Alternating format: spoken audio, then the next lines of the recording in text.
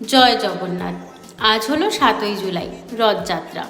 রথযাত্রা উপলক্ষে বাড়িতে কিছু স্পেশাল খাওয়া দাওয়া হবে না, সেটা কি কখনো হয় নাকি?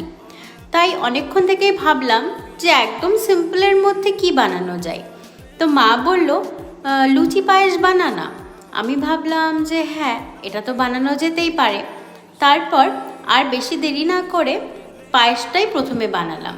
তো বাড়িতে একটা কনডেন্সড মিল্কের কৌটো ছিল, আর কিছু কাজু কিশমিশও ছিল। মাকে বললাম, মা আতপ চাল আছে? মা বলল হ্যাঁ হ্যাঁ, সে তো ঘরেই আছে। তারপর মার কাছ থেকে একটু আতপ চালের আইডিয়াটা নিয়ে, মানে ওই মাপটা নিয়ে আর কি, বসিয়ে দিলাম পায়েস।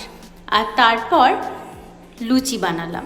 লুচিটা যদিও ময়দার বানাইনি, আটারই বানিয়েছিলাম, কারণ আমার ছোট্ট বাচ্চাটাও খাবে, তো ওকে আমি ময়দাটা ঠিক দেই না, তাই লুচিটা আটা দিয়েই বানালাম।